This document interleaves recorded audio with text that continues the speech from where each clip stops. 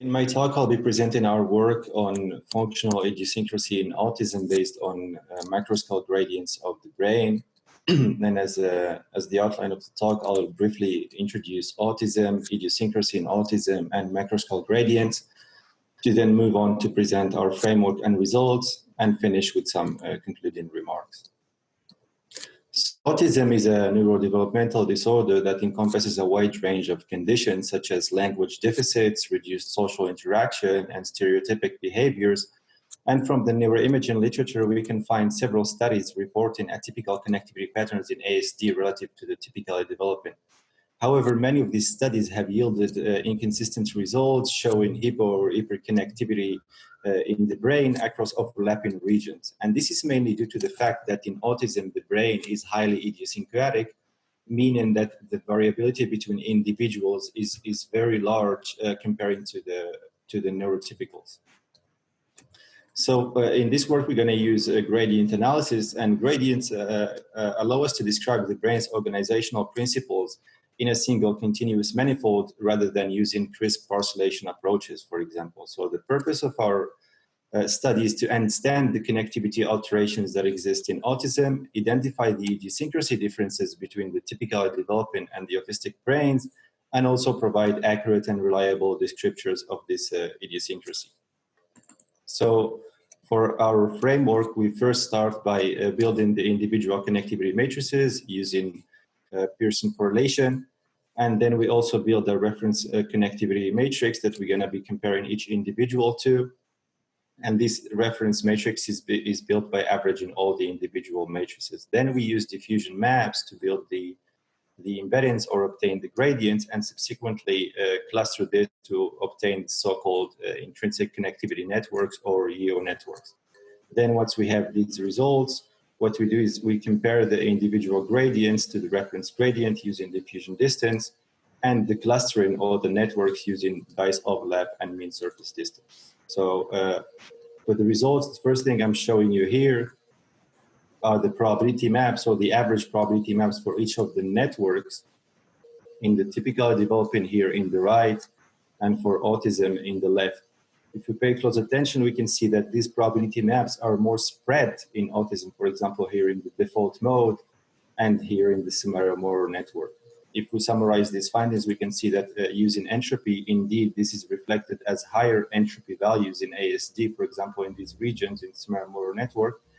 And at the network level, this is reflected as a clear shift of the distributions of entropy in ASD to the right here in red, for example, in the default mode, in Samara-Moro network, and the dorsal attention network.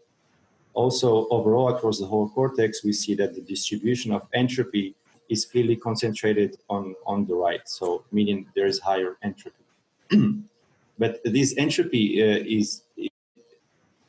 stems from the fact that the brain is highly idiosyncratic, and special shifting that occurs in the functional organization in autism. And here we're going to use the dice overlap and mean surface distance to assess these differences.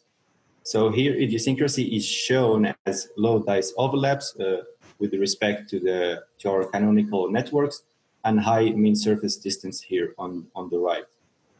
The first thing I want to mention here is that in the brain, we have networks that are very idiosyncratic, such as the ventral attention network, and networks that have very low idiosyncrasy, such as the visual network. When comparing both groups, we found significant differences in the dorsal and ventral attention network, the default mode, and also the Samara-Moro network that are similar to the findings we found with the mean surface distance. And this is also reflected globally across the whole cortex. In all these findings, idiosyncrasy in ASD is larger than the one we found in the typically developing. So now we wanted to see the relationship of idiosyncrasy with age, and indeed idiosyncrasy does increase with age, and we can see it here with decreases in overlap, in dice overlap, and increases in mean surface distance. However, we did not find differences in slope, and idiosyncrasy is consistently higher in ASD, but the trajectories were not significantly different. So now we're going to move from the network level analysis to the vertex level analysis. And here we propose two descriptors, surface distance and diffusion distance, which, as I mentioned before, is the distance between the gradients in the embedding space. So here our analysis shows significant differences, for example, in the prefrontal cortex, where idiosyncrasy is higher in ASD, and in the temporal lobe, for example, here is lower in ASD. With diffusion distance, we found similar results, although this metric is more sensitive, and we found that, for example, in the angular gyrus and the precuneus, idiosyncrasy in ASD is also higher. This shows that idiosyncrasy is spatially varying in the brain. So as I mentioned at the beginning, the inconsistent findings in the literature, in this case, we wanted to assess if they are related to idiosyncrasy. So here we describe connectivity using degree centrality and idiosyncrasy using diffusion distance. And as you can see here, this is the association of idiosyncrasy or diffusion distance with degree centrality. And we can see that the association is very important across the whole cortex. And when we assess the differences in hyperconnectivity and hyperconnectivity, so for example, positive values here of differences in degree centrality show hyperconnectivity and negative values show hyperconnectivity, we can see that they are clearly correlated with the differences in idiosyncrasy. Finally, we also studied the association of our idiosyncrasy descriptors with symptom severity, in our case, ADOS. And as we can see from the graphs, ADOS is negatively correlated with dice overlap and positively correlated with the mean surface distance, or in other words, idiosyncrasy is positively correlated with the ADOS. And we found significant correlations with the communication and social ADOS, and therefore also with total ADOS here in the last column.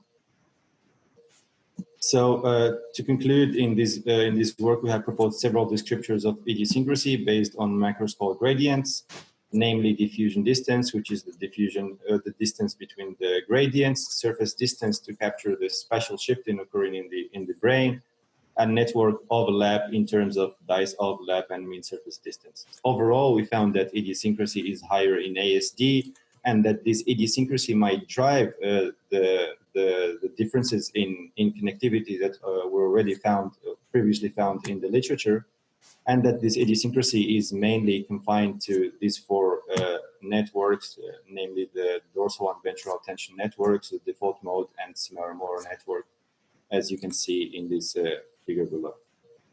So finally, I would like to thank my lab and Boris Bernhardt and also HBHL for the support, and I'm happy to answer your questions.